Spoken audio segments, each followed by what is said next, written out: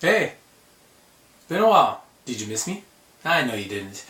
But anyways, here's my review of Guardians of the Galaxy. I just was able to watch it last week. I know you're probably saying it's been out for a while. Yeah, I know, but I haven't been able to see it since it came out. And I just saw it last week. Thought I'd take some time to really compress and think about it.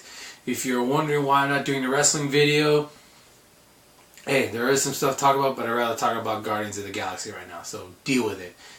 Anyways, so in this review I'll talk about what I liked, what I didn't like, and since this movie's going to get a sequel, since all of Marvel's other movies seem to be getting sequels, I'll talk about what I would like to see in that sequel, and a little bit of, how it connects to the rest of the Marvel movie universe. So, here's the things I did like. I liked the story itself, and I liked the fact that it had more personality, in a sense, than maybe Iron Man did, in the sense that you had a few other characters and they were each different, but were fun to see. Groot, everybody talks about Groot, they really liked him. I thought it was funny. I did like the fact that they even did the whole Chewbacca thing with him. By that I mean he will say, "I am Groot," and the other people will try and basically make up what they think he said. And say, "I am Groot." That's right, Groot. He wants to know why we're doing. And then the rest of the crew would do the exact same thing with Groot. It was kind of funny. He was a good character, very interesting powers, and the fact that, spoilers, just to let you know, I will spoil some things in this movie since it's been out for a while, but I'll try not to spoil too much.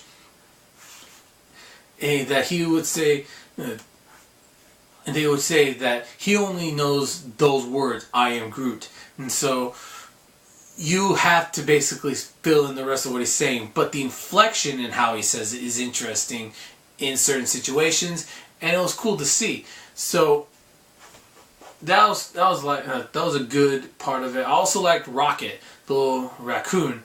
He was interesting. He was a prime example of how CGI can work and make characters, because a lot of people were complaining about the Ninja Turtles in the trailers, saying how they looked bad, and how they didn't want the Turtles to be CGI before they even saw the trailers. But this movie showed that you can make CGI characters look good and make them seem real in the way that they interact with the other characters. It was really good. He was funny. He was kind of an obnoxious a-hole. But then again, there was another guy that was an obnoxious a-hole too, and I'll get to him later. But he was interesting, and his whole personality was a nice little addition to the team. And I did like the fact that they gave each character time to show their personality, and he did. And the character who got the most time to show their personality was Star-Lord. And he's the other a-hole in the group. Very interesting the way that he was portrayed at times, and I did like his interactions with most of the other characters in this. And he was kind of funny when you first truly see him as Star-Lord. Because, alright, I want to spoil a little. Here's the first spoiler. He's a child of the 80s, let me just put it that way. And so he has a cassette player, a Walkman. If you don't know what that is, then I'm not going to tell you what it is. Go look it up. And he has a cassette player, he has a Walkman on, and he's listening to music from the 70s and I think early 80s. I do know some of the music that he played, but I don't know what year it's from. And so you see him like walking around, dancing. He definitely has a kind of a Han Solo / Tony Stark kind of feel to him at times, and it was pretty interesting to see. Like I said, I liked his interactions with most of the other characters in this movie, and he definitely came across at times like a con man, or kind of like a con man, or a criminal, because that's basically what he was. And same with Han Solo. So I did like that, and I'm gonna save one more character for what else I like later on, but I'm gonna talk about the villains in this, and they definitely connected this movie to the Avengers franchise because in one, okay, I'm gonna say it. Thanos shows up in this movie, and he actually has a speaking role. He makes threats to some of the other main villain of this movie, and so seeing that was cool. And I liked how he was basically calm and I was like, boy, you don't know what you're doing. I will crush you. And I thought that he didn't sweat anything. He didn't, make any sort of veiled threat. It wasn't veiled. He flat out said, you don't know what you're doing, boy. I will crush you. And it was good to see that connected, especially since what they announced later on, after the movie came out. And I'll get to that later. Also, I liked the fact that what they're fighting over is something that we've already seen in other movies, but with different objects. And I'll get to that later. So I did like it. I did like the connection to it. I did like some of the character interactions. Unfortunately, there was some stuff in this movie I didn't like. First of all, I could see the crowbar. If you don't know what I'm talking about, the crowbar to me is when they crowbar in a romance story into movies. I hate that. I hate that with a passion. Because some movies need them, like Spider-Man, Amazing Spider-Man 1 and 2. The romance aspects make sense because that's the background of the character. Not to mention the characters are well developed and they've spent time together so you can truly understand why they have these romantic feelings. In this movie and so many others, they just crowbar that crap right into it, and I was eye rolling at that point. I was like, really? You have to pull this crap? You can't even wait for the sequel? You're doing this now? And so, a fun movie, but definitely hated that. Also, the villains went down way too fast. The regular soldiers, and even some of what you would call the higher ups, or the mid-bosses in a sense, if you like video games, they went down way too fast. They were taken down too easily, and even, I'm not going to say it. Yeah, like I said, even the mini-bosses, or the mid-bosses, they were taken out way too quickly. The soldiers were taken out way too easily on the ground, like hand to hand. I can understand, Drax the Destroyer or Star-Lord saying taking them out, or even Groot, Rocket, and sorry, I don't know the name of the other one, the other person. And that's the other thing. She was not a character that was developed enough. That's the other thing. The other characters were. I felt that she was the least developed of the group, and that's unfortunate because she had a good backstory and how it connects to the big villain Thanos, but it was just done, just basically thrown away, and then we weren't really connecting to her, unfortunately. And the fact that she was part of that crowbarring of the romance, it took me out of it. And that's the other thing. They would mention something, and then that was it.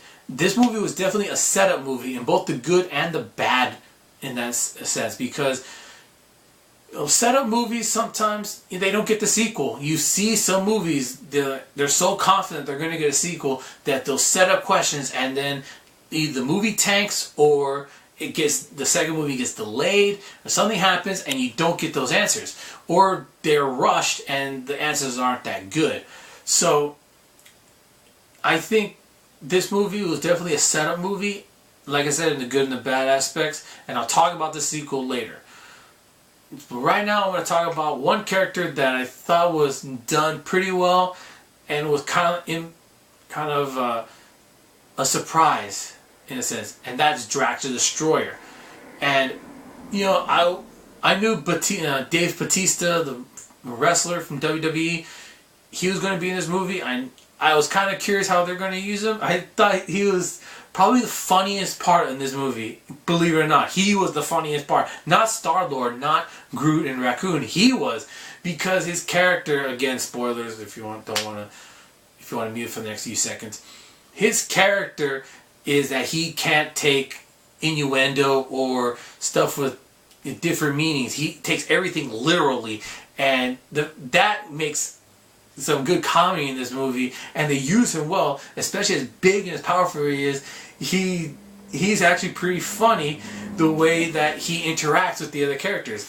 And now that I think back about it, WWE really missed the boat on this movie franchise because of the whiny internet, the ignorant whiny children, those internet fans. They didn't want Batista. They wanted their little internet darling. And what happened? They said that their little internet darling could draw money. He couldn't draw a dime. And now WWE's losing out on possibly millions of dollars with cross promotion with Marvel and Disney, because Disney owns Marvel, as we know. They had the chance to really get a good partnership going with Batista being the bridge, and now that might not happen because WWE listened to the internet idiots, and instead of doing what was best for business and best for the bottom line. And so, yeah, I had to throw a little wrestling in there, but hey, that was just my thought. I do think that now that Batista has signed on to Marvel and Disney to do two more movies with Guardians of the Galaxy 2 and the Avengers 3. This is not a spoil. It was in the news, so I'm not really spoiling anything. With those two movies, I mean, those are guaranteed to make billions of dollars at the box office. So WWE might have ended up shooting themselves in the foot on that. But I do congratulate Dave Bautista to signing on these two movies. Like I said, I apologize for calling him overrated because I thought he wasn't going to show up like The Rock did. He was going to be a true part-timer like The Rock or Brock Lesnar, but he was there every week. He was constantly, performing. He was there. He put the Shield over in a big way. And so congratulations to Dave Bautista on signing a big movie deal with Marvel, and he's made it. He's made it with those movies. I'm kind of curious what they're going to do next with him. But like I said, he's one of the better parts of the movie. And getting back to something I didn't like, I don't like when they crowbar in. I'm not going to say crowbar again.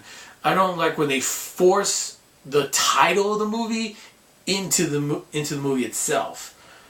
And I expect that from B movies, B shark movies or B monster movies, stuff like that. I don't expect this from like what's supposed to be, a big time Hollywood movie like Guardians of the Galaxy, where they actually say Guardians of the Galaxy, and it was like, serious?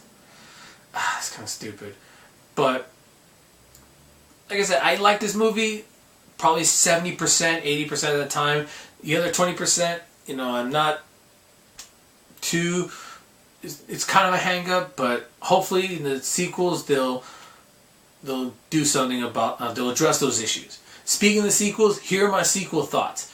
I'm going to tell you a few things I would like to see in the sequels for Guardians of the Galaxy 2 and in Avengers 3 when it comes up. Now, number one, since the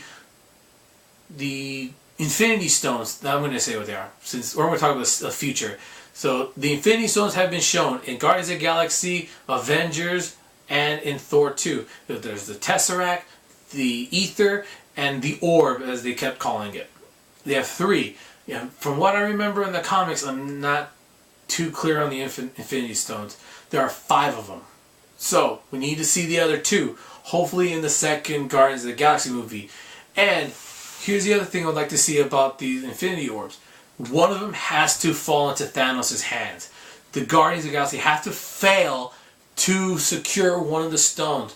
Either that or have, at the end of the movie, one of the stones get captured by Thanos in one area that they've put these Infinity Stones at. They have to lay the groundwork for the third Avengers movie, and this is how you would do it. One of the stones has to fall into Thanos' hands.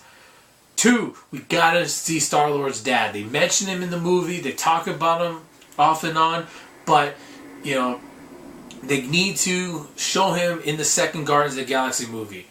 And we have questions, like I said in my Amazing Spider-Man 2 review, sequels answer questions from the previous movie and ask new ones. Hopefully they're good questions that they ask. And that's the other thing. If you're going to give us more, if this is not going to be the last Guardians of the Galaxy movie, you got to do something to make us want to see a third one. But I have a feeling it's going to be only going to be 2 Guardians of the Galaxy movies.